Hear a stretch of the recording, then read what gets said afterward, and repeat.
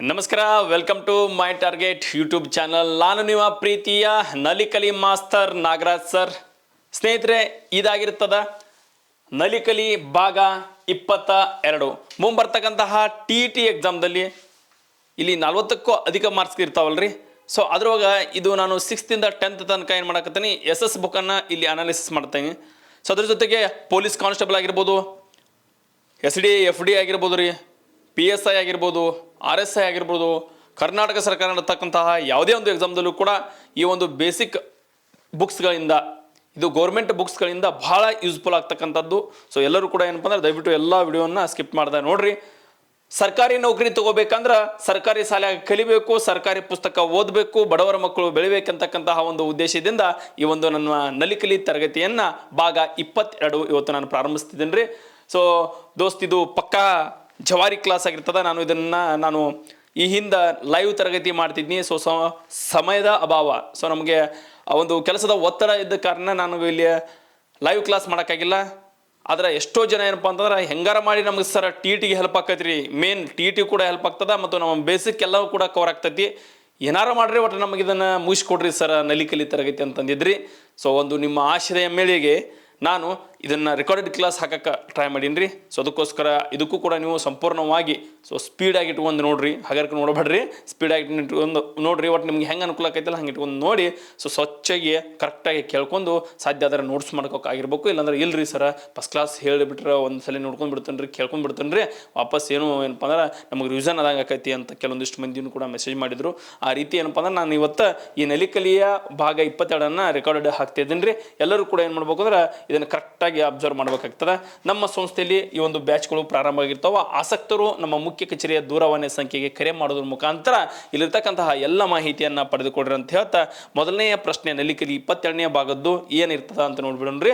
So ಇಲ್ಲಿ Anglo French ಯುದ್ಧಗಳು ಯಾವ ವರ್ಷದಿಂದ ಯಾವ ವರ್ಷದವರೆಗೆ ನಡೆದವು? ಏನು ಮೈಸೂರು ಯುದ್ಧಗಳು, ಆಂಗ್ಲೋ ಫ್ರೆಂಚ್ ಅಲ್ರಿ, ಆಂಗ್ಲೋ ಮೈಸೂರು ಯುದ್ಧಗಳು. ಹೌದಾ, ಆಂಗ್ಲೋ ಮೈಸೂರು ಯುದ್ಧಗಳು ಯಾವ ವರ್ಷದಿಂದ ಯಾವ ವರ್ಷದವರೆಗೆ ನಡೆದು ಅಂತಕ್ಕಂಥದ್ದು ಇಲ್ಲಿ ಬಹಳ ಈಸಿ ಇರ್ತಕ್ಕಂತಹ ಒಂದು ಪ್ರಶ್ನೆ ಇರಿದ್ದು. 1767ರಿಂದ 1799 ಇಲ್ಲಿ ಸುಮಾರು 4 ಆಂಗ್ಲೋ ಮೈಸೂರು ಕದನಗಳಾಗ್ತವೆ. ಸೊ ಆಂಗ್ಲೋ ಮೈಸೂರು ಆಗ್ತಾವೆ ಅಂತಕ್ಕಂಥದ್ದು ನಿಮಗೆ ಗೊತ್ತಿರಬೇಕು. ಇದು 1767ರಿಂದ 1799 ತನಕ ನೋಡ್ತಾ ಹೋಗ್ತೀವಿ.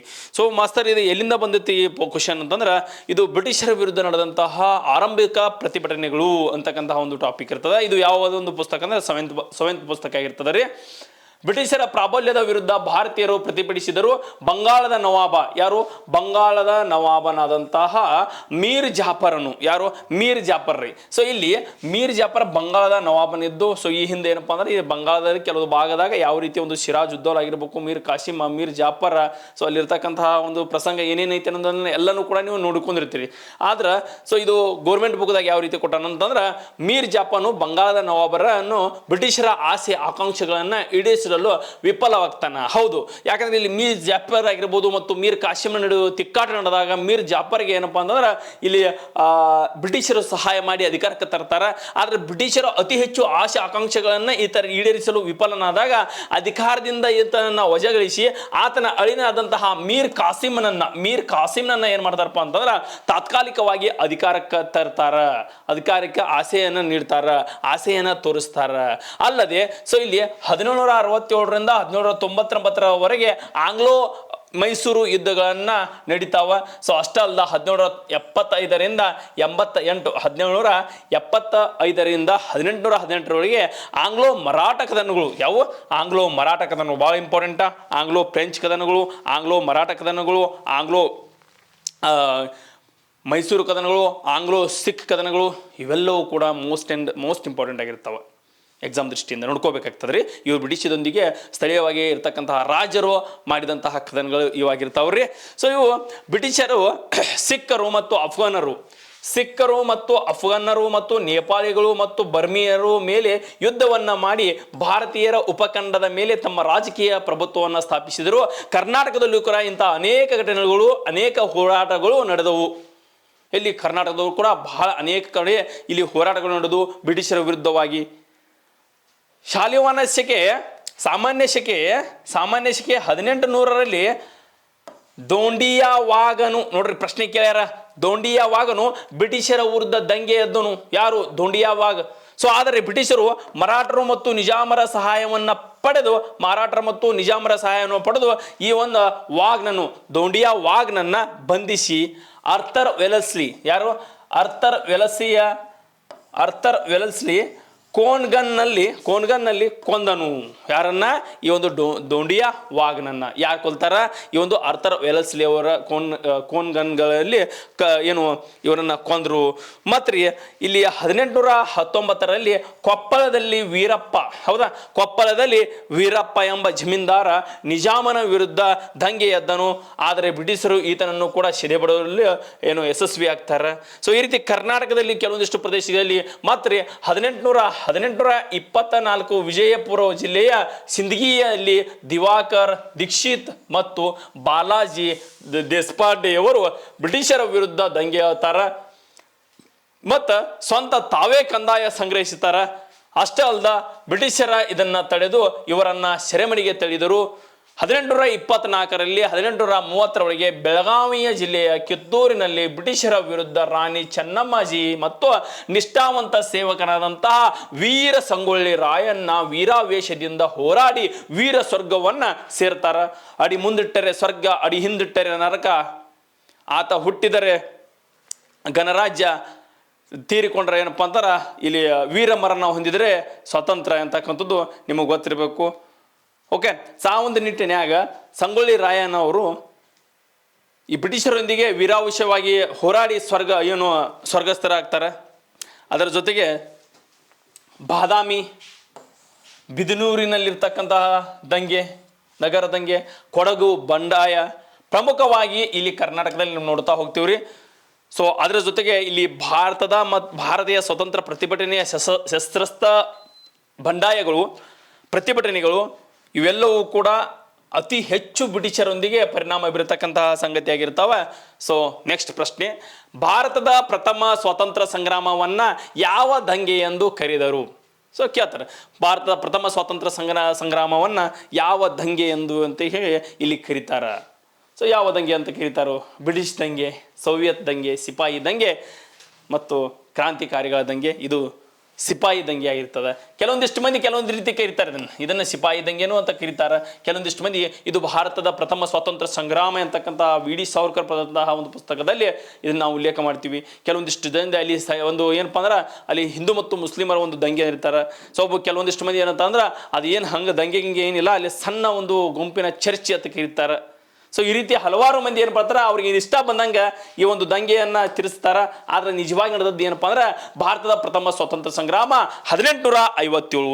ಯಾವ ರೀತಿ 1857 ನಡೆದಂತಹ ಪ್ಲಾಸಿ ಕದನದಲ್ಲಿ ಕೈತಪ್ಪಿ ಹೋದಂತಹ ಸ್ವಾತಂತ್ರ್ಯ 100 ವರ್ಷಗಳಾದ ನಂತರ ನಮ್ಮ ಕೈಗೆ ಬರ್ತೈತಿ ಅಂತ ಹೇಳ್ತಕ್ಕಂತಹ ನಿಲುವನ್ನು ಹೊಂದಿದಂತಹ ಭಾರತೀಯರು 1857ರಲ್ಲಿ ಆಧುನಿಕ ಭಾರತ ಇತಿಹಾಸದಲ್ಲಿ ಈ ಒಂದು ವರ್ಷ ಪ್ರಮುಖ ಐತಿಹಾಸಿಕ ಮೇಲುಗಲ್ಲಾಗಿ ಸಾಧಿಸ್ತದ.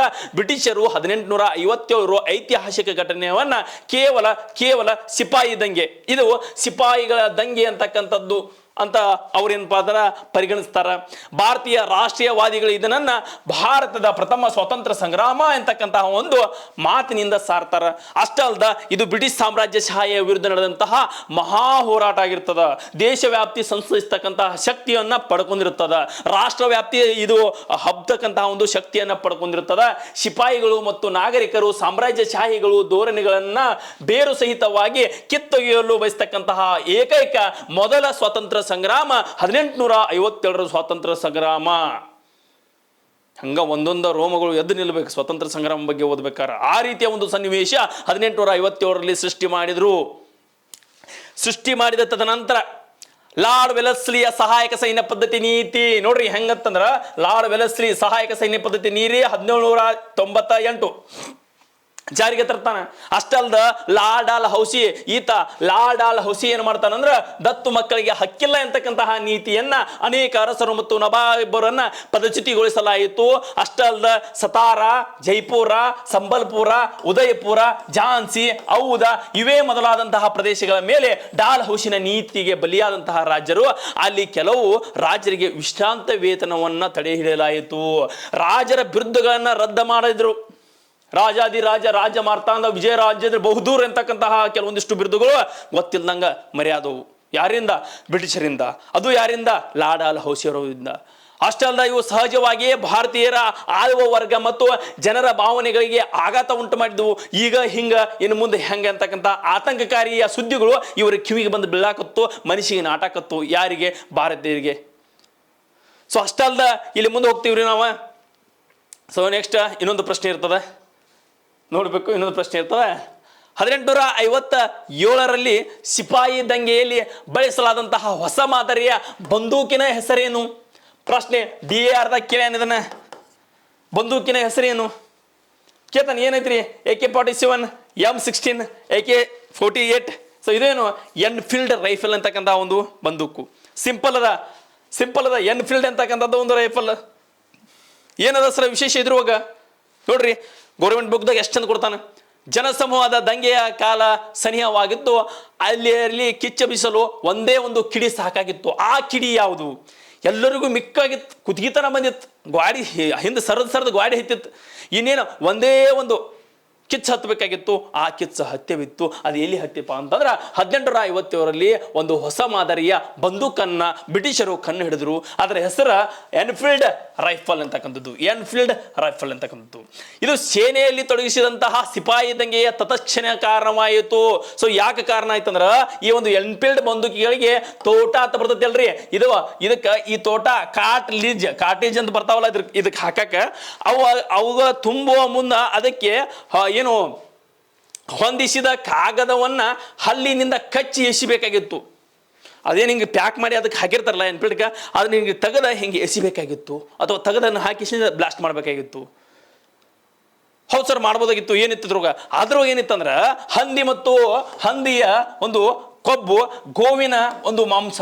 ನೋಡ್ರಿ, ಗೋವಿನ ಮಾಂಸದೊಂದಿಗೆ ಹಂದಿಯ ಕೊಬ್ಬನ್ನು ಮಿಕ್ಸ್ ಮಾಡಿ ಸರೌಂಡ್ ಮಾಡಿ ಅದನ್ನು ಕಟ್ಟಿದಂತಹ ಅದು ಏನು ಇದು ತೋಟ ಆಗಿತ್ತು.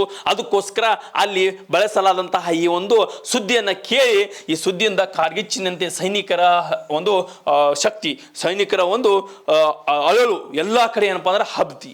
ಭಾರತೀಯ ಸೈನಿಕರ ಒಂದು ಎದೆ ಒಡೆದು ಹೋಯಿತು. ಯಾಕಂದ್ರೆ ಇಲ್ಲಿ ಹಸು ಹಿಂದೂಗಳಿಗೆ ಪವಿತ್ರವಾಗಿತ್ತು, ಮುಸ್ಲಿಮರಿಗೆ ಹಂದಿ ನಿಷಿದ್ಧವಾಗಿತ್ತು. ಇಂತಹ ಒಂದು ಅನಾಚಾರ ಕೆಲಸವನ್ನ ಬ್ರಿಟಿಷರು ನಮ್ಮ ಕಡೆಯಿಂದ ಮಾಡಾಕತ್ತಾರಲ್ಲ. ಸೊ ಇದರ ವಿರುದ್ಧವಾಗಿ ನಾವು ಏನು ಮಾಡಬೇಕು? ಅವ್ರ ವಿರುದ್ಧವಾಗಿ ನಾವು ಸಂಚು ಹೊಡಿಬೇಕಂತ ಹೇಳಿ ಸೊ ಕೆಲವೊಂದಿಷ್ಟು ಧಾರ್ಮಿಕ ಭಾವನೆಗಳಿಗೆ ದಂಕೆ ಉಂಟು ಮಾಡ್ತಕ್ಕಂತಹ ಕೆಲಸ ಯಾರು ಮಾಡಾಕತ್ತಾರಂದ್ರೆ ಸೊ ಇಲ್ಲಿ ಬ್ರಿಟಿಷರು ಮಾಡಿದ್ರು. ಹಿಂಗಾಗಿ ಇಲ್ಲಿ ಇರ್ತಕ್ಕಂತಹ ಹಿಂದೂಗಳು ಮತ್ತು ಮುಸ್ಲಿಮರು ಈ ಯಾರು ಇದು ಬ್ರಿಟಿಷರ ಕೆಳಗೆ ಕೆಲಸ ಮಾಡ್ತಿರಲ್ರಿ, ಇವರೆಲ್ಲವೂ ಸಿಪಾಯಿಗಳು ಇವರ ಕೆಲಸವನ್ನ ನಿರಾಕರಿಸಾಕತ್ತಿದ್ರು. ಹೌದಾ? ಸೊ ಈ ರೀತಿ ಏನಪ್ಪ ಅಂತಂದ್ರೆ 1857ರ ದಂಗೆಗೆ ಸೊ ಕಾರಣ ಆಗಿ ಮುಂದೆ ಹೋಯ್ತಿ. ನೆಕ್ಸ್ಟ್, ಸಿಪಾಯಿ ದಂಗೆಯಲ್ಲಿ ಭಾರತದ ಚಕ್ರವರ್ತಿ ಎಂದೇ ಯಾರನ್ನೂ ಘೋಷಿಸಲಾಯಿತು. ಸಿಪಾಯಿ ದಂಗೆ ಒಳಗೆ ಭಾರತದ ಚಕ್ರವರ್ತಿ ಈತ. ಸೊ ಈತನ ಮುಂದಾಯತ್ಕೊಂದಿಗೆ ನಾವು ಏನು ಮಾಡಬೇಕು? ಇನ್ನು ದಂಗೆಯನ್ನು ಹೇಳ್ಬೇಕು. ಹೌದ್ರಿ, ಯಾವುದೇ ಒಂದು ಹಡಗಿಗೆ ದಿಕ್ಸೂಚಿ ಎಷ್ಟು ಮುಖ್ಯ ಆಕತ್ಯೋ, ಒಂದು ಧರ್ಮಕ್ಕೂ ಕೂಡ ಒಬ್ಬ ಗುರು ಅಷ್ಟೇ ಇಂಪಾರ್ಟೆಂಟ್ ಆಗ್ತಾನೆ, ಒಂದು ಗುಂಪಿಗೂ ಕೂಡ ಒಬ್ಬ ಅಧ್ಯಕ್ಷನ ಅಷ್ಟೇ ಇಂಪಾರ್ಟೆಂಟ್ ಆಗ್ತಾನೆ. ಹೌದಲ್ಲ? ಆ ಒಂದು ನಿಟ್ಟಿನಾಗ ಅಧ್ಯಕ್ಷನ ಕೊರತೆ ಕಾಡ್ತಿತ್ತು. ಅಧ್ಯಕ್ಷ ಯಾರದಾರ ನಮ್ಮನ್ನೆಲ್ಲ ತಗೊಂಡು ಹೋಗವ್ರ ಅಂತ ಅಂದಾಗ ಮ್ಯಾಲ ನೋಡಿದಾಗ ಯಾರಿದ್ರು? ದೆಹಲಿ ಒಳಗ 2ನೇ ಬಹದ್ದೂರ್ ಶಾ ಇದ್ದ. 2ನೇ ಬಹದ್ದೂರ್ ಶಾ ಏನಪ್ಪಾ ಅಂದ್ರೆ ಈ ಒಂದು 1857ರ ಸಿಪಾಯಿ ದಂಗೆಯ ನಾಯಕತ್ವವನ್ನ ಈತನನ್ನ ಮಾಡಿದ್ರ. ಸೊ ಈತನ ನಾಯಕನನ್ನ ಮಾಡಿ ಸೊ ವಿವಿಧ ದೇಶದಲ್ಲಿ ವಿವಿಧ ಸ್ಥಳಗಳಲ್ಲಿ ಭಾರತದಲ್ಲಿ ನಾವೇನು ಮಾಡಬೇಕು? ಬ್ರಿಟಿಷರ ವಿರುದ್ಧ ಇನ್ನು ಮ್ಯಾಲ ದಂಗೆಯನ್ನು ಹೇಳಕ್ಕೆ ಕಾರಣ ಆಕೈತಿ ಅಂತ ಹೇಳಿ ಸೊ 2ನೇ ಬಹದ್ದೂರ್ ಶಾನನ್ನ ನಾವು ಏನು ಅಂದ್ರೆ ಅಲ್ಲಿ ಒಪ್ಕೋಬೇಕಾಗ್ತದೆ. ಮೀರತ್ನಲ್ಲಿ ದಂಗೆಯು 1857 ಮೇ 10ರಂದು ಆರಂಭವಾಯಿತು. ಮೊದಲ ಬಾರಿಗೆ ಮೀರತ್ನಲ್ಲಿ ಚಾಲು ಆಯ್ತು. ಏನಾಯ್ತು ಸರ? ಆಮೇಲೆ ಉತ್ತರ ಭಾರತದಲ್ಲಿ ಪ್ರಾಂತ್ಯಗಳಲ್ಲಿ ಕೂಡ ವ್ಯಾಪಕವಾಗಿ ತೀವ್ರಗೊಂಡಿತ್ತು. ಮೀರತ್ನಲ್ಲಿ ದಂಗೆಯ ಸ್ಫೋಟಗೊಳ್ಳುವ ಮೊದಲೇ ಪಶ್ಚಿಮ ಬಂಗಾಳದ ಬ್ಯಾರಕ್ಪುರದಾಗ ಭಾರತೀಯ ಸಿಪಾಯಿ ಆದಂತಹ ಮಂಗಲ್ ಪಾಂಡೆ, ಯಾರು ಮಂಗಲ್ ಪಾಂಡೆ, ಕೊಬ್ಬು ಸವರಿದ ಬಂದೂಕನ್ನ ಬಳಸಲು ನಾನು ಒಪ್ಪುವುದಿಲ್ಲ. ಯಾಕೋ ಈತ ಬ್ರಾಹ್ಮಿನ್ಸ್ ಆಗಿರ್ತಾನ, ಹೌದಾ, ಬ್ರಾಹ್ಮಣ ಆಗಿರ್ತಾನ. ಸೊ ಅದಕ್ಕೋಸ್ಕರ ನಾನು ಈ ರೀತಿಯ ಒಂದು ಕೊಬ್ಬನ್ನ ಹಲ್ಲಿನಿಂದ ಮುಟ್ಟುವುದಿಲ್ಲ, ನಾನು ಇದನ್ನೇನಪ್ಪಾ ಅಂದ್ರೆ ಬಳಸುವುದಿಲ್ಲ. ಅಗದಿ ಕಡಾಖಂಡಿತ ಹೇಳ್ತಾನೆ.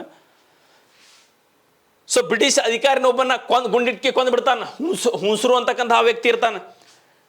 ಮಂಗಲ ಪಾಂಡೆ ಹೇಳ್ತಾನ ಬ್ಯಾರಕ್ಪುರದಾಗ, ಇಲ್ಲ ನಾ ಇದನ್ನ ಬಳಸಂಗಿಲ್ಲ ಅಂದ್ರೆ ಅಲ್ಲಿ ಇರ್ತಕ್ಕಂತಹ ಬ್ರಿಟಿಷ್ ಅಧಿಕಾರಿ ಇಲ್ಲ ನೀವು ಬಳಸಲೇಬೇಕಂದಾಗ ಆತ ಒಂದು 38ನೇ ತುಕಡಿಯ ಬ್ಯಾರಕ್ಪುರದ ಒಬ್ಬ ಸೈನಿಕ ಆಗಿರ್ತಾನೆ ಮಂಗಲ ಪಾಂಡೆ.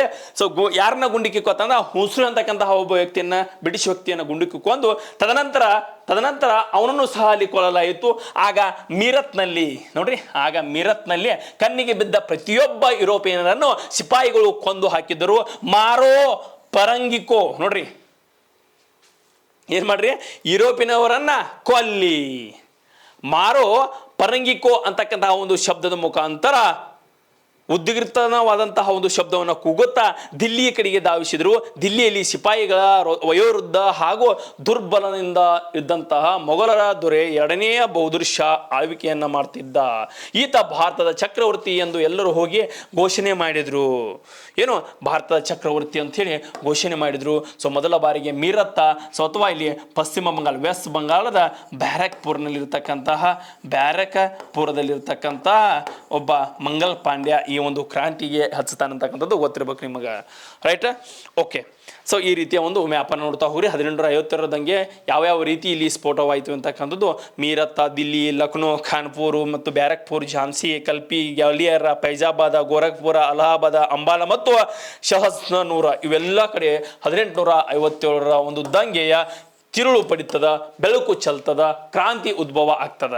ಓಕೆ. ಸೊ ನೆಕ್ಸ್ಟ್ ಮತ್ತೊಂದು ಪ್ರಶ್ನೆ.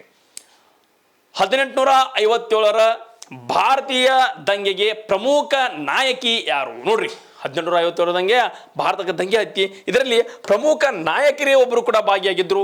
ಸೊ ಒನಕೆಯ ಓಬವ್ವ, ಝಾನ್ಸಿ ರಾಣಿ ಲಕ್ಷ್ಮೀಬಾಯಿ, ರಾಣಿ ಚೆನ್ನಮ್ಮಾಜಿ, ಬೆಳವಡ ಮಲ್ಲಮ್ಮಾಯಿ. ಸೊ ಯಾರು ರಾಣಿ? ಇಲ್ಲಿ ಝಾನ್ಸಿ ರಾಣಿ ಲಕ್ಷ್ಮೀಬಾಯಿ. ಹೌದ್ರಿ, ಝಾನ್ಸಿ ರಾಣಿ ಲಕ್ಷ್ಮೀಬಾಯಿ ಅವರು ದಿಲ್ಲಿಯಲ್ಲಿ ಸೇನಾಪತಿ ಬಖ್ತ್ ಖಾನ, ದಿಲ್ಲಿ ಒಳಗೆ ಬಖ್ತ್ ಖಾನ, ಕಾನ್ಪುರದಲ್ಲಿ ನಾನಾ ಸಾಹೇಬ್ ಮತ್ತು ತಾಂತ್ಯಾ ಟೋಪೆ. ನೋಡ್ರಿ, ಕಾನ್ಪುರದಾಗ ಯಾರ? ನಾನಾ ಸಾಹೇಬ್ ಮತ್ತು ತಾಂತ್ಯಾ ಟೋಪೆ. ಲಕ್ನೋದಾಗ ಬೇಗಂ ಹಜರತ್ ಅಲಿ. ಪ್ರಶ್ನೆ ನೋಡ್ರಿ, ಬೇಗಂ ಹಜರತ್ ಮಹಲ್. ಝಾನ್ಸಿ ಒಳಗ ಲಕ್ಷ್ಮೀಬಾಯಿ ಮತ್ತು ಬಿಹಾರದ ಕುಂವರ್ ಸಿಂಗ್. ಯಾರು? ಕುಂವರ್ ಸಿಂಗ್ ಅಂತಕ್ಕಂತಹ ಬಿಹಾರದಲ್ಲಿ. ಸೊ ಈ ರೀತಿಯ ಹಲವಾರು ಪ್ರಾಂತೀಯ ಅರಸರ ನೇತೃತ್ವದಿಂದ 1857 ದಂಗೆ ದೇಶವ್ಯಾಪ್ತಿ ಎಲ್ಲವೂ ಕೂಡ ಏನಪ್ಪಾ ಅಂದ್ರೆ ನಮಗೆ ಇಲ್ಲಿ ಸದ್ದು ಮಾಡಾಕತ್ತಿ. ಬ್ರಿಟಿಷರ ದಂಗೆಯನ್ನ ಒಂದೊಂದಾಗಿ ದಮನ ಮಾಡಕ್ಕೆ ತೊಡಗಿದ್ರು. ಬಂಡಾಯದ ಉತ್ತರಕ್ಕೆ ಭಾರತಕ್ಕೆ ಸೀಮಿತವಾಗಿರದೆ ದಕ್ಷಿಣ ಭಾರತಕ್ಕೂ ಕೂಡ ಹಬ್ಬಿತ್ತು. ಸೊ ಕರ್ನಾಟಕದಲ್ಲಿ ಮುಂಡರಿಗೆ ಭೀಮರಾವ್ ಆಗಿರ್ಬೋದು, ಹಲಗಡೆಯ ಬೇಡರ್ ಆಗಿರ್ಬೋದು, ಸುರಪುರ 4ನೇ ವೆಂಕಟಯ್ಯ ನಾಯಕ ಆಗಿರ್ಬೋದು, ನರಗುಂದದ ಬಾಬಾ ಸಾಹೇಬ್ ಆಗಿರ್ಬೋದು. ಸೊ ಇವರೆಲ್ಲರೂ ಕೂಡ ಏನಪ್ಪಾ ಅಂದ್ರೆ ಉತ್ತರ ಭಾರತದಲ್ಲಿರ್ತಕ್ಕಂತಹ ಒಂದು ತಿರುಳು ದಕ್ಷಿಣ ಭಾರತಕ್ಕೆ ಬರಾಕ ಮೇನ್ ಕಾರಣ ಆಗ್ತಾರ್ರಿ. ಹೌದು. ಸೊ ಈ ರೀತಿ ಸ್ಥಳೀಯ ಮಟ್ಟದಾಗ ಸ್ಥಳೀಯಲ್ಲಿರ್ತಕ್ಕಂತಹ ಪ್ರತಿಯೊಬ್ಬ ರಾಜ್ಯನೂ ಆಗಿರ್ಬೋದು, ಸ್ಥಳೀಯ ಆಗಿರ್ತಕ್ಕಂತಹ ಪ್ರತಿಯೊಬ್ಬ ಸೇನಾನಿಯೂ ಕೂಡ ಬಂಡಾಯವನ್ನು ಹೇಳ್ತಾರ. ಯಾರ ಮ್ಯಾಗಪ್ಪ ಅಂದ್ರೆ ಇಲ್ಲಿ ಬ್ರಿಟಿಷರ ಮ್ಯಾಗ. ಸೊ ಬ್ರಿಟಿಷರ ಮ್ಯಾಗ ಬಂಡಾಯವನ್ನು ಹೇಳ್ತಾರ. ಇದು 1857 ದಂಗೆಯ ತಿರುಳು ಆಗಿರ್ತದ. ಹೌದಾ? ಸೊ ನೆಕ್ಸ್ಟ್ ಮತ್ತೇನಾಗ್ತದ ನೋಡ್ರಿ.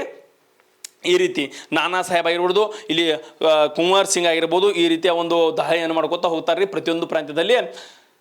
ದೇಶದ ಸ್ವಾತಂತ್ರ್ಯಕ್ಕಾಗಿ ನಡೆದಂತಹ ಪ್ರಥಮ ಯುದ್ಧ ಯಾವುದನ್ನ ಕರೀತಾರ ಅಂದ್ರೆ, ದೇಶದ ಸ್ವಾತಂತ್ರ್ಯಕ್ಕಾಗಿ ನಡೆದಂತಹ ಪ್ರಥಮ ಯುದ್ಧ ಯಾವುದನ್ನ ಕರೀತಾರ? ಸೊ ದೇಶಕ್ಕೆ ಸ್ವಾತಂತ್ರ್ಯಕ್ಕೋಸ್ಕರ ನಡೆದಂತಹ ಒಂದು ಮೊದಲ ಯುದ್ಧ, ಆ ಯುದ್ಧ ಯಾವುದು? ಕಳಿಂಗ ಯುದ್ಧ, ತಾಳಿಕೋಟೆ ಯುದ್ಧ, ಆಂಗ್ಲೋ ಮೈಸೂರು ಯುದ್ಧ, ಭಾರತದ ಪ್ರಥಮ ಸ್ವತಂತ್ರ ಸಂಗ್ರಾಮ.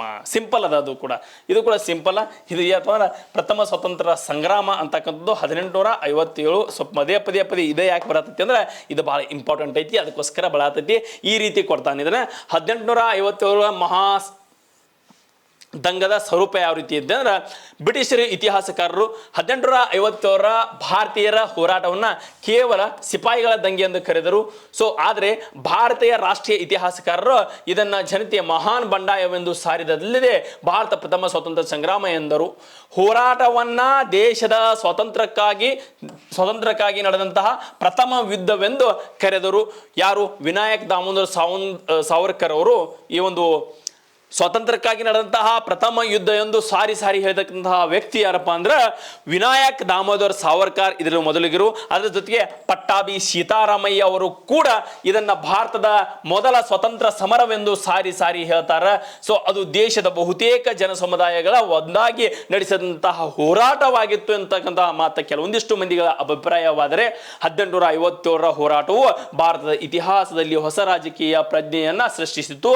ಇದರ ಫಲವಾಗಿ ಸಾಮ್ರಾಜ್ಯಶಾಹಿಯ ವಿರೋಧಿ ಹೋರಾಟಗಾರ ವಿವಿಧ ರೂಪಗಳನ್ನು ಹುಟ್ಟು ಬೆಳೆದವು. ಮತ್ತು ಅಷ್ಟೇ ಅಲ್ಲದ ಹೋರಾಟಗಳಲ್ಲಿ ಭಾಗವಹಿಸಿ ಹುತಾತ್ಮಕರಾದರೂ ಬಹುಬೇಗ ದೇಶದಲ್ಲಿ ಮನೆ ಮಾತಾದರೂ ಅವರ ತ್ಯಾಗ ಬಲಿದಾನಗಳನ್ನು ನಾವು ನಿರಂತರವಾಗಿ ಸ್ಮರಿಸಬೇಕಾಗ್ತದ. ಸೊ ಉಂಡ ಆಡಿ ಮನ್ಕೊಂಡ್ರೆ ಕೆಲಸ ಆಗಂಗಿಲ್ಲ. ದೇಶಕ್ಕೋಸ್ಕರ, ನಾಡಿಗೋಸ್ಕರ, ತಾಯ್ನಾಡಿಗೋಸ್ಕರ ಜೀವವನ್ನು ಕೊಟ್ಟಂತಹ ಆ ಜೀವವನ್ನು ನಮ್ಮ ಜೀವ ಇರೋ ತನಕ ವಿಚಾರ ಮಾಡಿದ್ರೆ ನೆನೆಸ್ಕೊಂಡ್ರೆ ನಮ್ಮ ಜೀವನಕ್ಕೂ ಕೂಡ ಒಂದಿಟ್ಟು ಏನೋ ಬೆಲೆ ಬರ್ತೈತಿ, ಇಲ್ಲಾಂದ್ರೆ ಬರಂಗಿಲ್ಲ. ಭಾರತ ಸ್ವತಂತ್ರ ಸಂಗ್ರಾಮ ಈ ರೀತಿ ಏನಪ್ಪಾ ಅಂದ್ರೆ ತಿರುಳನ್ನು ಪಡಿತೈತಿ. ಸ್ವತಂತ್ರ ಚಳವಳಿಯಲ್ಲಿ ಯಾವ ವರ್ಷದಿಂದ ಯಾವ ವರ್ಷದವರೆಗೆ ನಡೆಯಿತು? ಸ್ವತಂತ್ರ ಚಳವಳಿ ನಡೀತಿರಿ ಅಂದ್ರೆ ಸ್ವತಂತ್ರಗೋಸ್ಕರ ನಡೆದಂತಹ ಚಳವಳಿ ಸ್ವತಂತ್ರ ಚಳವಳಿ ಯಾವ ವರ್ಷದಿಂದ ಯಾವ ವರ್ಷವರೆಗೆ ನಡೀತದ? ಸಿಂಪಲ್ 1885ರಿಂದ 1919ರವರೆಗೆ. ಸರ್ 1920 ತನಕ ಏನಾಗ್ತದೆ ಸರ್? ಮುಂದೆ ಗೊತ್ತಾಗ್ತದೆ ನಿಮ್ಗೆ, ಅಲ್ಲಿಂದ ಚಾಲು ಬೇರೆ ಯುಗ. ಹಂಗಾರೆ ಏನಾಗ್ತದೆ ಸರ? ಬ್ರಿಟಿಷರ ಇಲ್ಲಿ ಇದು ನೋಡ್ರಿ, ಏನು ರಾಷ್ಟ್ರೀಯತೆಯ ಬೆಳವಣಿಗೆ. ಭಾರತವು ವೈವಿಧ್ಯಮಯ ಸಂಸ್ಕೃತಿಗಳನ್ನು ಹೊಂದಿರುವ ದೇಶ. ನಮಗೆ ಸುದೀರ್ಘ ಸಾಂಸ್ಕೃತಿಕ ಮತ್ತು ಚಾರಿತ್ರಿಕ ಪರಂಪರೆ ಇದೆ. ಸೊ 19ನೇ ಶತಮಾನದ ಉತ್ತರಾರ್ಧದಲ್ಲಿ ರಾಷ್ಟ್ರೀಯತೆಯ ಬೆಳವಣಿಗೆ ಒಂದು ತಾತ್ವಿಕ ಬುನಾದಿಯಾಗಿ ಹುಟ್ಟಿಕೊಂಡಿತ್ತು.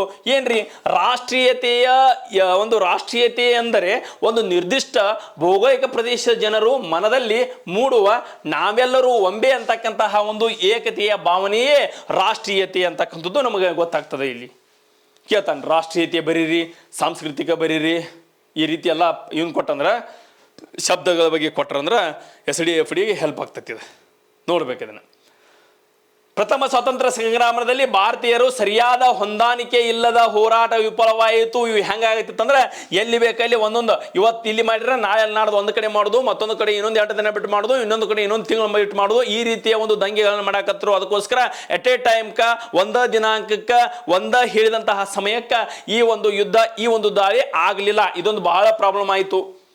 ಇದು ಪ್ರಜ್ಞಾವಂತ ಭಾರತೀಯರಲ್ಲಿ ಸಂಘಟನೆಗಳ ಅರಿವನ್ನ ಉಂಟು ಮಾಡಿತ್ತು.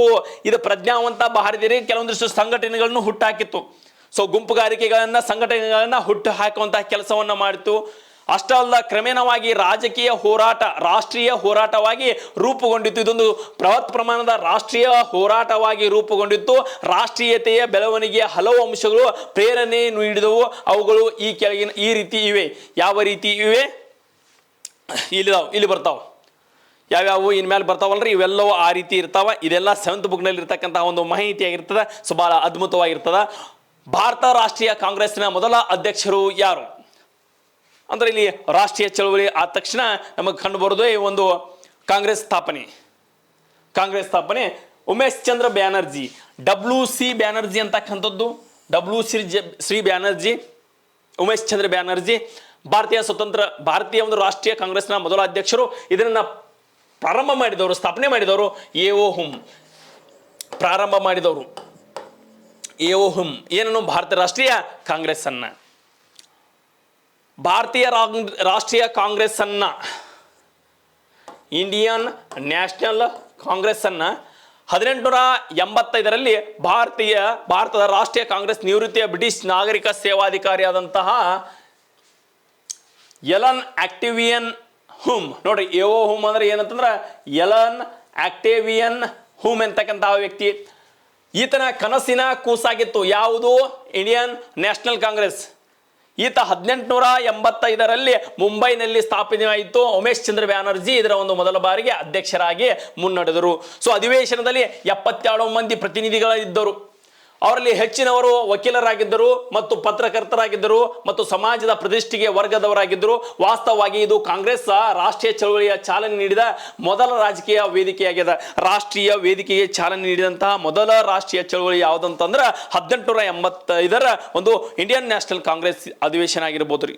ಸೊ ಸ್ಥಾಪನೆ ಆಗಿರ್ತದಲ್ಲ. ಸೊ ಇದು ರಾಷ್ಟ್ರವ್ಯಾಪ್ತ ಒಂದು ಒಳ್ಳೆಯ ರೀತಿಯ ತಿರುವನ್ನು ಪಡೆದೈತೆ ಅಂತಕ್ಕಂತಹ ಒಂದು ನಂಬಿಕೆ ಅದ. ಎಒ ಹೋಮ್ ಕಾಂಗ್ರೆಸ್ ಸ್ಥಾಪಕ ಆದರೆ WC ಬ್ಯಾನರ್ಜಿ ಈ ಪ್ರಥಮ ಅಧಿವೇಶನದ ಅಧ್ಯಕ್ಷರಾಗಿ ಕೆಲಸವನ್ನ ಮಾಡ್ತಿರ್ತಾರು. ಪ್ರಶ್ನೆ ಎರಡೂ ಕೂಡ ಕೇಳ್ಯಾರ, ಎರಡೂ ಕೂಡ ಪ್ರಶ್ನೆಯನ್ನ ಕೇಳ್ತಾರ. ಮಂದಗಾಮಿ ಯುಗಕ್ಕೆ ಈ ಕೆಳಗಿನಗಳಲ್ಲಿ ಯಾರು ಸಂಬಂಧಿಸಿಲ್ಲ? ಮಂದಗಾಮಿ ಯುಗದ ಅಂದ್ರೆ ಮಂದಗಾಮಿಗಳು, ಕ್ರಾಂತಿಕಾರಿಗಳು, ತೀವ್ರಗಾಮಿಗಳು, ಹೌದಾ? ಸೊ ಈ ರೀತಿ ಇರಬೇಕಾದ್ರೆ ಮಂದಗಾಮಿ ಯುಗಕ್ಕೆ ಈ ಕೆಳಗಿನ ಯಾರು ಸಂಬಂಧಿಸಿಲ್ಲ? ಲಾಲಾ ಲಜಪತ್ ರಾಯ್. ಹೌದು, ಇವರು ಏನಪ್ಪಾ ಅಂದ್ರೆ ಇಲ್ಲಿ ಇವರು ಸಂಬಂಧಿಸಂಗಿಲ್ಲ. ದಾದಾಬಾಯಿ ನವರೋಜ್ ಆಗಿರ್ಬೋದು, ಸುರೇಂದ್ರನಾಥ್ ಬ್ಯಾನರ್ಜಿ, ಗೋಪಾಲ್ ಕೃಷ್ಣ ಗೋಖಲೆ ಇವರೆಲ್ಲರೂ ಕೂಡ ಮಂದಗಾಮಿ. ಸೊ ಲಾಲಾ ಲಜಪತ್ ರಾಯ್ ಇಲ್ಲಿ ತೀವ್ರಗಾಮಿ ಆಗಿರ್ತಾರೆ.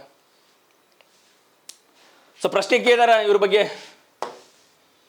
ಮಂದಗಾಮಿ ಯುಗ 1885ರಿಂದ 1905 ಇದು ಮಂದಗಾಮಿ ಯುಗ ಆಗಿರ್ತದ. ಭಾರತ ರಾಷ್ಟ್ರೀಯ ಕಾಂಗ್ರೆಸ್ ಆರಂಭಿಕ ನಾಯಕರನ್ನ ಮಂದಗಾಮಿಗಳು, ಸೌಮ್ಯವಾದಿಗಳು ಎಂದು ಕರೆಯುತ್ತಾರೆ. 1885ರಿಂದ 1905 ಒಳಗೆ ಈ ಒಂದು ಕಾಲಘಟ್ಟವನ್ನ ವೆರಿ ಇಂಪಾರ್ಟೆಂಟ್. ಸೊ ಮಂದಗಾಮಿಗಳ ಕಾಲ ಎಂದು ಕರೀತಾರ. ಅವರು ಸಂವಿಧಾನಾತ್ಮಕ ನೀತಿಗಳನ್ನು ನಂಬಿದ್ದರು, ಬಡದಾಟಕ್ಕೆ ವೈಲ್ಯ ಅಂತಿದ್ರು. ಕೇವಲ ಸಂವಿಧಾನಾತ್ಮಕ ನೀತಿಗಳಿಗೆ ಹೂ ಅಂದುಕೊಂಡಿರ್ತಿದ್ರು. ಬ್ರಿಟಿಷರ ಆಳ್ವಿಕೆಗೆ ನಿಷ್ಠಾವಂತರಾಗಿ ಮತ್ತು ಪ್ರಾರ್ಥನೆ, ಭಿನ್ನಹ ಮತ್ತು ಪ್ರತಿಭಟನೆ ನೀತಿಯನ್ನು ಅನುಸರಿಸಿದ್ದರು. ಜೊತೆಗೆ ರಾಜಕೀಯ, ಸಾಮಾಜಿಕ, ಆರ್ಥಿಕ ಸುಧಾರಣೆಗಳನ್ನು ಜಾರಿಗೆ ತರುವಂತೆ ಬ್ರಿಟಿಷರಿಗೆ ಮನವೊಲಿಸ್ತಕ್ಕಂತಹ ಪ್ರಯತ್ನವನ್ನ ಮಾಡ್ತಿರು. ನೋಡ್ರಿ, ಆರ್ಥಿಕವಾಗಿ ನಾವು ಹಿಂದುಳಿದೀವಿ, ಧಾರ್ಮಿಕವಾಗಿ ನಮ್ಮನ್ನು ಸುಧಾರಣೆ ಮಾಡ್ರಿ, ಮತ್ತು ಶೈಕ್ಷಣಿಕವಾಗಿ ನಮ್ಗೆ ಏನಾರ ಅನುಕೂಲಕರ ಕೊಡ್ರಿ ಅಂತೇಳಿ ಅಲ್ಲಿ ಬಾಗಿಲು ಮುಂದೆ ಕೈ ಮುಕ್ಕೊಂಡ ನಿಂದಿರ್ತಿದ್ರು. ಅಂತಹ ಒಂದು ಕೆಲಸವನ್ನು ಮಾಡ್ತಕ್ಕಂಥವರು ಇವರಾಗಿರ್ತಾರೆ. ಪ್ರಮುಖ ಮಂದಗಾಮಿ ನಾಯಕರು ಯಾರಪ್ಪ ಅಂದ್ರೆ ದಾದಾಬಾಯಿ ನವರೋಜ್, ಸುರೇಂದ್ರನಾಥ ಬ್ಯಾನರ್ಜಿ, ಗೋಪಾಲ ಕೃಷ್ಣ ಗೋಖಲೆ, ಮಹಾದೇವ್ ಗೋವಿಂದ ರಾನಡೆ ಇತ್ತಿದ್ರು, MG ರಾಂಡೆ. ಈ ರೀತಿಯ ಕೆಲವೊಂದಿಷ್ಟು ಜನರು ಇವರು ಮಂದಗಾಮಿಗಳಾಗುತ್ತೆ. ಕೇಳಿದ ಪ್ರಶ್ನೆ, ಕೆಳಗಿನ ಯಾರು ಮಂದಗಾಮಿಗೆ ಸಂಬಂಧಪಟ್ಟಾರ, ಕೆಳಗಿಂದ ಯಾರು ತೀವ್ರಗಾಮಿಗೆ ಸಂಬಂಧಪಟ್ಟಾರ ಅಂದಾಗ ಸೊ ಈ ರೀತಿಯ ಪ್ರಶ್ನೆಗಳು ಬರ್ತಾವೆ. ಮಂದಗಾಮಿಗಳ ಹೋರಾಟ ಫಲವಾಗಿ ಭಾರತೀಯರು ಶಾಸನಸಭೆಗಳ ಪ್ರವೇಶಿಸಲು ಸಾಧ್ಯವಾಯಿತು. ಶಾಸನಸಭೆಗಳಿಗೆ ಪ್ರವೇಶಿಸಲು ಸಾಧ್ಯವಾಯಿತು ಮಂದಗಾಮಿಗಳ ಧೋರಣೆಯಿಂದ. ಅಲ್ಲದೆ ಮಂದಗಾಮಿಗಳ ಪ್ರಯತ್ನದಿಂದ ಭಾರತದ ಬಡತನಕ್ಕೆ ಬ್ರಿಟಿಷರ ಕಾರಣಕ್ಕೆ ಎಂಬುದು ತಿಳಿಯಿತು. ಜೊತೆಗೆ ಈ ಕಾಲಘಟ್ಟದಲ್ಲಿ ಭಾರತೀಯರು ರಾಜಕೀಯ ಸಂಘರ್ಷ ಬೇಕಾದ ತರಬೇತಿ ಪಡೆಯುವ ಮೂಲಕ ಬ್ರಿಟಿಷ್ ವಿರೋಧಿ ಹೋರಾಟವನ್ನು ರಾಷ್ಟ್ರೀಯ ವ್ಯಾಪ್ತಿ ಸ್ಪಷ್ಟಿಸಿಕೊಂಡರು.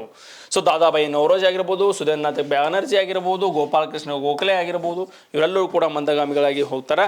ಪ್ರಮುಖ ಮಂದಗಾಮಿಗಳಲ್ಲಿ ಇವರು ಕೂಡ ಹೆಸರು ಆಗ್ತವೆ.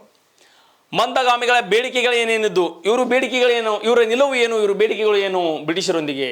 ವಾಕ್ ಮತ್ತು ಮುದ್ರಣ ಸ್ವಾತಂತ್ರ್ಯ ಕಾರ್ಯಾಂಗದಿಂದ ನ್ಯಾಯಾಂಗ ಬೇರ್ಪಡೆ. ವಾಕ್ ಮತ್ತು ಮುದ್ರಣ ಸ್ವಾತಂತ್ರ್ಯ ಕಾರ್ಯಾಂಗದಿಂದ ನ್ಯಾಯಾಂಗವನ್ನು ಬೇರ್ಪಡೆ ಮಾಡುವುದು, ಸೈನಿಕ ವೆಚ್ಚವನ್ನು ಕಡಿಮೆ ಮಾಡುವುದು, ಪ್ರಾಥಮಿಕ ಮತ್ತು ಪ್ರೌಢ ತಾಂತ್ರಿಕ ಶಿಕ್ಷಣ ಅನುಷ್ಠಾನ ಮಾಡುವುದು, ಶಸ್ತ್ರಾಸ್ತ್ರ ನಿಷೇಧ ಕಾಯ್ದೆಯನ್ನು ರದ್ದು ಮಾಡುವುದು, ಬ್ಯಾಂಕಿಂಗ್ ಕ್ಷೇತ್ರದಲ್ಲಿ ಸುಧಾರಣೆ, ನೀರಾವರಿ ಕ್ಷೇತ್ರದಲ್ಲಿ ಸುಧಾರಣೆ, ವೈದ್ಯಕೀಯ ಮತ್ತು ಆರೋಗ್ಯ ಸೌಲಭ್ಯವನ್ನು ಕಲ್ಪಿಸುವುದು ಮತ್ತು ಉಪ್ಪಿನ ಸುಂಕವನ್ನು ಸಂಪೂರ್ಣ ರದ್ದು ಮಾಡದ ಇಂಗ್ಲೆಂಡ್ ಮತ್ತು ಇಂಡಿಯಾದಿಂದ ಏಕಕಾಲಕ್ಕೆ, ಇಂಗ್ಲೆಂಡ್ದಾಗ ಮತ್ತು ಇಂಡಿಯಾದಾಗ ಏಕಕಾಲಕ್ಕೆ ICS ಪರೀಕ್ಷೆಯನ್ನು, ನಾವು ಹೆಂಗೆ UPSC ಪರೀಕ್ಷೆ ಇದ್ದೀವಲ್ಲ ಅವಾಗಿದ್ದದ್ದು ICS ಪರೀಕ್ಷೆಯನ್ನು ನಡೆಸಬೇಕು. ಕೇಂದ್ರ ಮತ್ತು ಪ್ರಾಂತೀಯ, ಕೇಂದ್ರದಲ್ಲಿ ಮತ್ತು ಪ್ರಾಂತೀಯ ಶಾಸನ ಸಭೆಗಳಲ್ಲಿ ಭಾರತೀಯರಿಗೂ ಏನಪ್ಪ ಅಂದ್ರೆ ಪ್ರಾತಿನಿಧ್ಯ ನೀಡಬೇಕು. ನಾವು ಕೂಡ ಕೇಂದ್ರೀಯ ಮತ್ತು ಪ್ರಾಂತೀಯ ಶಾಸನ ಸಭೆಗಳಲ್ಲಿ ಒಂದು ಕೆಲಸ ಮಾಡಕ್ಕೆ ಅಥವಾ ಅಲ್ಲಿ ನಾವು ಹೋಗಕ್ಕೆ ಒಂದು ಸಾಧ್ಯತೆಯನ್ನು, ಪ್ರಾತಿನಿಧ್ಯವನ್ನು ನೀಡಬೇಕು. ಉನ್ನತ ಹುದ್ದೆಗಳಿಗೆ ಭಾರತೀಯರನ್ನು ನೇಮಿಸಬೇಕು. ಕೇವಲ ನಮ್ಮನ್ನು ಯಾವ ರೀತಿ ಸುಬೇದಾರ ಹುದ್ದೆಗಿಂತ ತೆಗೆದ ಹುದ್ದೆಗಳು ನಮಗಿದ್ದು, ಯಾವುದೇ ರೀತಿಯಾದಂತಹ ಮೇಲು ಹುದ್ದೆಗಳು ನಮಗಿರಲಿಲ್ಲ. ಹೀಗಾಗಿ ನಮ್ದು ಯಾವುದೇ ರೀತಿಯಾದಂತಹ ತಿಳುವಳಿಕೆ ಆಗಿರ್ಬೋದು, ನಮಗೆ ಯಾವುದೇ ಇರತಕ್ಕಂತಹ ನಮ್ಮ ಮಾತುಗಳು ಅವ್ರಿಗೆ ಕೇಳಿಸ್ತಿರ್ಕಿಲ್ಲ. ಸಣ್ಣವ್ರ ಥರ ನೋಡಿಬಿಡ್ತಾರೆ, ಯಾಕಂದ್ರೆ ಸಣ್ಣ ಹುದ್ದೆಗಳಲ್ಲಿ ನಾವು ಇರ್ತಿದ್ದೀವಿ, ಅದಕ್ಕೋಸ್ಕರ ಅವ್ರು ನಮ್ಮನ್ನ ಲೆಕ್ಕಕ್ಕೆ ತಗೋತಿರ್ಕಿಲ್ಲ. ಆ ರೀತಿಯಾಗಿತ್ತು. ಇವೆಲ್ಲ ಬೇಡಿಕೆಗಳು ಮಂದಗಾಮಿಗಳ ಬೇಡಿಕೆಯಾಗಿದ್ದು. ಲಾಲ್ ಬಾಲ್ ಪಾಲ್ ಇವರು ಯಾವ ಯುಗಕ್ಕೆ ಸಂಬಂಧಿಸ್ತಾರ? ಲಾಲಾ ಲಜಪತ್ ರಾಯ್, ಬಾಲ್ ಗಂಗಾಧರ ತಿಲಕ್ ಮತ್ತು ಬಿಪಿನ್ ಚಂದ್ರ ಪಾಲ್. ಲಾಲ್ ಬಾಲ್ ಪಾಲ್ ಅಂತ ಕರಿತೀವಿ. ಯಾವ ವಿಭಾಗಕ್ಕೆ ಇಲ್ಲಿ ಸೇರ್ತಾರ? ಕ್ರಾಂತಿಕಾರಿಗಳ ಯುಗ, ಮಂದಗಾಮಿಗಳ ಯುಗ, ತೀವ್ರಗಾಮಿಗಳ ಯುಗ, ಗಾಂಧಿ ಯುಗ. ಇವರು ತೀವ್ರಗಾಮಿಗಳಾಗಿದ್ದರು. ಏನು ತೀವ್ರಗಾಮಿಗಳಾಗಿದ್ದರು. ಭಾರತೀಯರನ್ನ ಉನ್ನತ ಹುದ್ದೆಗಳಿಗೆ ಪರಿಗಣಿಸಿದ್ದು ಯಾವುದು ಇದು ಏನು ಅದು ತೀವ್ರಗಾಮಿ. ಇದು 1905 ಲಾರ್ಡ್ ಕರ್ಜನ್ ನೋಡ್ರಿ, ಭಾರತೀಯರನ್ನ ಉನ್ನತ ಹುದ್ದೆಗಳಿಗೆ ಪರಿಗಣಿಸದಿದ್ದದ್ದು ಅಂದ್ರೆ ಕೆಳಗಿನ ಮಟ್ಟದಾಗ ನೋಡ್ತಿರು, ಕೆಳಗಿನ ಕೆಲಸ ಹಾಕಿದ್ರು, ಇವ್ರ ಕಾರಣ ಆಗಿದ್ದು. ನಮ್ಮನ್ನ ಯಾಕೆ ಒಳ್ಳೆಯ ರೀತಿಯಿಂದ ಹುದ್ದೆ ಕೊಡಂಗಿಲ್ಲ ಇವ್ರ, ಅವ್ರಿಗೆ ಬೇಕಾದವ್ರನ್ನ ಎಲ್ಲರನ್ನು ಕೊಡ್ತಾರೆ, ನಮ್ಗೆ ಬೇಕಾದವ್ರನ್ನ ಕೊಡೋದಿಲ್ಲ. ಇದೊಂದು ಅವ್ರು ತಲೆಯಾಗಿ ಕೂತು ಬಿಟ್ಟಿತ್ತು. ಮತ್ತು 1905 ಲಾರ್ಡ್ ಕರ್ಜನ್ನ ಬಂಗಾಳವನ್ನು ವಿಭಜಿಸ್ತಕ್ಕಂತಹ ಮೂಲಕ ಇಲ್ಲಿ ರಾಜಕೀಯವಾಗಿ ಪ್ರಯತ್ನ ಮಾಡಿದ. ಪೂರ್ವ ಬಂಗಾಳ ಮತ್ತು ಪಶ್ಚಿಮ ಬಂಗಾಳ ಅಂತಕ್ಕಂಥದ್ದು. ಪೂರ್ವ ಬಂಗಾಳದ ರಾಜಧಾನಿ ಢಾಕಾ ಆದರೆ ಪಶ್ಚಿಮ ಬಂಗಾಳದ ರಾಜಧಾನಿ ಕೋಲ್ಕತ್ತಾ ಆಗಿತ್ತು. ಹಿಂದೂ ಮತ್ತು ಮುಸ್ಲಿಮನ್ನು ಹೊಡಿತಕ್ಕಂತಹ ಕೆಲಸವನ್ನು ಮಾಡಿರ್ತಕ್ಕಂಥದ್ದು 1905 ಲಾರ್ಡ್ ಕರ್ಜನ್ನ ಬಂಗಾಳ ವಿಭಜಿಸ್ತಕ್ಕಂತಹ ಒಂದು ನೀತಿ ಅಕ್ಟೋಬರ್ 16 ಅಕ್ಟೋಬರ್ 16 1905 ರಷ್ಯಾ ದೇಶವನ್ನ ಸಣ್ಣ ರಾಷ್ಟ್ರವಾಗಿ ನೋಡ್ರಿ, 1905 ಏನಾಕೈತಿ ಅಂದ್ರೆ ರಷ್ಯಾ ದೇಶ ದೊಡ್ಡ ದೇಶ, ಸಣ್ಣ ದೇಶ ಆದಂತಹ ಜಪಾನ್ ದೇಶ ಏನ್ ಮಾಡ್ತಿದ್ರಿ, ಸೋಲಿಸ್ತದ. ಈ ಒಂದು ಘಟನೆಯ ಯುರೋಪಿಯನರನ್ನ ಏಷ್ಯನರನ್ನ ಸೋಲಿಸಬಹುದು ಎಂಬ ಆತ್ಮವಿಶ್ವಾಸ ಕೂಡ ಮೂಡಿ ಬರ್ತದೆ. ಯುರೋಪ್ದಾರನ್ನ ಏನಾಕೈತಿ, ಏಷ್ಯಾದವರು ಯುರೋಪ್ರನ್ನ ಸೋಲಿಸಬಹುದು ಅಂತಕ್ಕಂಥ ಆತ್ಮವಿಶ್ವಾಸ ಮೂಡಿದ. ಯಾಕೆ 1905 ಸಣ್ಣ ದೇಶವಾದಂತಹ ಜಪಾನ್ ದೇಶ ದೊಡ್ಡ ದೇಶ ಆದಂತಹ ರಷ್ಯಾ ದೇಶ ಬಡ್ದು ಬಿಡ್ತೈತಿ ಅಂದ್ರೆ ಮೋಟಿವೇಶನ್ ಆಗ್ತದೆ ದೊಡ್ಡ ತಗೊಂಡ್.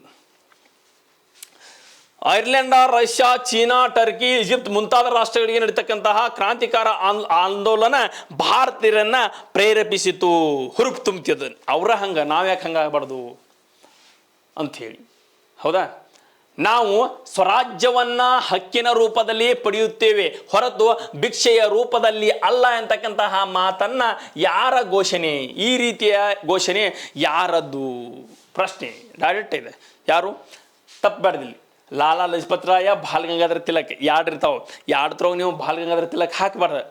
ಹಾಕಿರ ಕೆಲಸ ಕರ್ತೈತಿ, ಓದ್ಬೇಕು. ನಾವು ಸ್ವರಾಜ್ಯವನ್ನ ಹಕ್ಕಿನ ರೂಪದಲ್ಲಿ ಪಡೆಯುತ್ತೇವೆ ಹೊರತು ಭಿಕ್ಷೆಗೀತೆ ತಗೊಂಗಿಲ್ಲ ನಾವು. ಅದಕ್ಕೆ ಒಳ್ಳೆ ಏನಿದ್ರು ಬೆಕ್ಕದಂಗ ಆಗಲಿ ಅದರ ಹಕ್ಕಿನಿಂದ ತಗೋತೀವಿ ಅಂತಕ್ಕಂಥ ಮಾತನ್ನ ಲಾಲಾ ಲಜಪತ್ ರಾಯ್ ಅವರು ಹೇಳ್ತಾರೆ. ಬಾಲ್ ಗಂಗಾಧರ ತಿಲಕ್ ಒಬ್ಬ ಅಪ್ರತಿಮ ದೇಶಭಕ್ತ. ಸ್ವರಾಜ್ ನನ್ನ ಜನ್ಮಸಿದ್ಧ ಹಕ್ಕು. ಪ್ರಶ್ನೆ ಕೇಳ್ಯಾನ, ಸ್ವರಾಜ್ ನನ್ನ ಜನ್ಮಸಿದ್ಧ ಹಕ್ಕು, ನಾನು ಒಂದು ಪರದೆ ಪಡಿತೀನಿ ಅಂತಕ್ಕಂತಹ ಒಂದು ಮಾತನ್ನ ಹೇಳ್ತಾರ. ಸೊ ತದನಂತರ ಏನು ಮಾಡ್ತಾರಪ್ಪ ಅಂತಂದ್ರೆ ಜನರನ್ನ ಒಂದುಗೂಡಿಸುವ ದೃಷ್ಟಿಯಿಂದ, ಒಂದುಗೂಡಿಸ್ತಕ್ಕಂತಹ ದೃಷ್ಟಿಯಿಂದ ತಿಲಕರು ಗಣೇಶ ಹಬ್ಬವನ್ನ, ಶಿವಾಜಿ ಉತ್ಸವವನ್ನ ಇಲ್ಲಿ ಪರಿಚಯಿಸ್ತಾರೆ. ಮರಾಠದಲ್ಲಿ ಇಂಗ್ಲಿಷ್ ಭಾಷೆ ಮತ್ತು ಮರಾಠಿಯ ಒಂದು ಇಂಗ್ಲಿಷ್ ಭಾಷೆಯ ಪತ್ರಿಕೆ ಕೇಸರಿ ಅಂತಕ್ಕಂಥದ್ದು ಮರಾಠಿಯ ಪತ್ರಿಕೆಗಳನ್ನ ಪ್ರಕಟಿಸುವ ಮೂಲಕ ಜನರಿಗೆ ರಾಜಕೀಯವಾಗಿ ಪ್ರೇರೇಪಿಸಿ ನೀಡ್ತಾರೆ. ಬಿಪಿನ್ ಚಂದ್ರಪಾಲರು ನ್ಯೂ ಇಂಡಿಯಾ ಹಾಗೂ ಅರವಿಂದರು ಒಂದೇ ಮಾತರಂ ಅಂತಕ್ಕಂಥ ಪತ್ರಿಕೆಯನ್ನು ಪ್ರಾರಂಭಿಸ್ತಾರೆ. ಬಿಪಿನ್ ಚಂದ್ರಪಾಲ್ ಅವರು ಏನು ಮಾಡ್ತಾರಪ್ಪ ಅಂದ್ರೆ ನ್ಯೂ ಇಂಡಿಯಾ ಅಂತಕ್ಕಂಥದ್ದು ಒಂದು ಅರವಿಂದ್ ಅವರು ಒಂದೇ ಮಾತರಂ ಅಂತಕ್ಕಂತಹ ಒಂದು ಪತ್ರಿಕೆಯನ್ನು ಪ್ರಾರಂಭಿಸ್ತಾರೆ. ಲಾಲಾ ಲಜಪತ್ ರಾಯ್ ಅವರು ಪಂಜಾಬಿನ ಸಿಂಹ ಎಂದು, ಯಾರನ್ನ ಲಾಲಾ ಲಜಪತ್ ರಾಯ್ ಅವರು ಪಂಜಾಬಿನ ಸಿಂಹ ಎಂದೇ ಜನಪ್ರಿಯರಾಗಿದ್ದು, ಅವರು ನಾವು ಸ್ವರಾಜ್ಯವನ್ನ ಹಕ್ಕಿನಿಂದ, ಯಾರೋ ಪಂಜಾಬಿನ ಸಿಂಹ ಲಾಲಾ ಲಜಪತ್ ರಾಯ್, ನಾವು ಸ್ವರಾಜ್ಯನ ಹಕ್ಕಿನ ರೂಪದಲ್ಲಿ ಪಡೆಯುತ್ತೇವೆ ಹೊರತು ಭಿಕ್ಷೆಯ ರೂಪದಲ್ಲಿ ಅಲ್ಲ ಎಂತಕ್ಕಂತಹ ಮಾತನ್ನ ಒತ್ತಿ ಹೇಳ್ತಾರೆ. ಅದ್ರ ಜೊತೆಗೆ ಮತ್ತೊಬ್ಬ ನಾಯಕರಾದಂತಹ ಅರವಿಂದೋ ಘೋಷ ವಿದೇಶಿ ವಸ್ತುಗಳನ್ನು ಬಹಿಷ್ಕಾರ, ಸ್ವದೇಶಿ ವಸ್ತುಗಳನ್ನು ಮಾತ್ರವೇ ಬಳಸುವುದಕ್ಕೆ, ರಾಷ್ಟ್ರೀಯ ಶಾಲೆಗಳನ್ನು ತೆರೆಯುವುದಕ್ಕೆ ಇದರ ಕಾರ್ಯವಿಧಾನವನ್ನು ಈ ರೀತಿಯಾಗಿ ಮುನ್ನಡೆಸ್ಕೊತಾ ಹೋಗ್ತಾರ್ರಿ. ಇಲ್ಲಿಂದ ಏನಪ್ಪಾ ಅಂತಂದ್ರೆ ನಮ್ಮ ಭಾರತ ದೇಶಕ್ಕೆ ಹೊಸ ತಿರುಳನ್ನ ಬಂದ್ಬಿಡ್ತೈತಿ. ತೀವ್ರಗಾಮಿಯಾಗಿರ್ತಾರೆ, ಮೊದಲು ಕ್ರಾಂತಿಕಾರಿಗಳಾಗ್ತಾರೆ. ತದನಂತರ ಏನಪ್ಪಾ ಅಂದ್ರೆ ಸ್ವತಂತ್ರ ಹೋರಾಟದ ಚಳವಳಿಯಲ್ಲಿ ಮಹತ್ವದ ಬದಲಾವಣೆಯನ್ನು ತರ್ಕೊತಾ ಹೋಗ್ಬೇಕಾಗ್ತದೆ. ಇದು ನಲಿಕಲಿ ಭಾಗ 2022 ರೀ. ಮುಂಬರ್ತಕ್ಕಂತಹ TET ಆಗಿರ್ಬೋದು, ಮುಂಬರ್ತಕ್ಕಂತಹ ಪೊಲೀಸ್ ಕಾನ್ಸ್ಟೇಬಲ್ ಆಗಿರ್ಬೋದು, PSI ಆಗಿರ್ಬೋದು, ಎಲ್ಲದರಿಂದ ಕೂಡ ಭಾಳ ಇಂಪಾರ್ಟೆಂಟ್ ಆದಂತಹ ಒಂದು ಅಂಕಗಳನ್ನು ನೀವು ಇಲ್ಲಿ ಪಡಿಬೋದಾಗ್ತದೆ. ಬೇಸಿಕ್ ಪುಸ್ತಕವನ್ನು ಓದ್ತಾ ಬರ್ರಿ. ಇದು 7th ಭಾಗದಲ್ಲಿ ಇರ್ತಕ್ಕಂತಹ 7th 2ನೇ ಭಾಗದಲ್ಲಿ ಇರ್ತಕ್ಕಂತಹ ಒಂದು ವಿಷಯವಾಗಿರ್ತದೆ. ಭಾಳ ಅದ್ಭುತವಾಗಿರ್ತದೆ, ಭಾಳ ಈಸಿಯಾಗಿರ್ತದೆ. ತಿಳ್ಕೊತ ಹೋಗಿ ಏನಪ್ಪ ಅಂದ್ರೆ ಭಾಳ ಈಸಿ ಇರ್ತೈತಿ. ಸೊ ಇದು ಸ್ವಲ್ಪ ಒಂದೊಂದು ಲೈನು ಕೂಡ ಇಂಪಾರ್ಟೆಂಟ. ಸೊ ಇದು 22ನೇ ಭಾಗ ಆಗಿರ್ತದೆ. ಸೊ ಆದಷ್ಟು ಬೇಗ 23ನೇ ಭಾಗವನ್ನು ನಾನು ಅಪ್ಲೋಡ್ ಮಾಡಿಸ್ತೀನಿ. ಸೊ ಇದು ರೆಕಾರ್ಡ್ ಮಾಡಿಸ್ತಕ್ಕಂತಹ ಒಂದು ರೆಕಾರ್ಡೆಡ್ ಕ್ಲಾಸ್ ಕಲಿಸ್ತಕ್ಕಂಥದ್ದು ಮೇನ್ ಉದ್ದೇಶ ಏನಂದ್ರೆ, ನಮಗೆ ಕೆಲಸದ ಒತ್ತಡ ಸಲುವಾಗಿ ಲೈವ್ ಬರೋಕ್ಕಾಗಿಲ್ಲ. ನಾವು ಯಾವಾಗ ಫ್ರೀ ಇರ್ತೀವಲ್ಲ, ಇದು ರಾತ್ರಿ 1 ಗಂಟೆ ಆಗಿರ್ತದೆ ಈಗ. ಆದರೂ ಕೂಡ ಏನಪ್ಪ ಅಂದ್ರೆ ನಾವಿಲ್ಲಿ ತರಗತಿಯನ್ನು ಮಾಡುತ್ತಾ ಇದ್ದೀವಿ. ಸೊ ಏನು ಮಾಡಬೇಕಪ್ಪ ಅಂದರೆ, ನೀವು ಆದಷ್ಟು ಈ ಒಂದು ಕ್ಲಾಸನ್ನು ಎಲ್ಲರಿಗೂ ಶೇರ್ ಮಾಡಿರಿ, ಮತ್ತು ಇಷ್ಟ ಆದರೆ ಲೈಕ್ ಮಾಡಿರಿ. ಸೊ ಏನೇ ಇದ್ರೂ ಕಮೆಂಟ್ ಮಾಡಿರಿ ಅಂತ ಹೇಳ್ತಾ ಈ ಒಂದು ವಿಡಿಯೋನ ಮುಗಿಸ್ತಾ ಇದ್ದೀನಿ. ಜೈ ಹಿಂದ್, ಜೈ ಕರ್ನಾಟಕ, ಮತ್ತೆ ನಮಸ್ಕಾರ.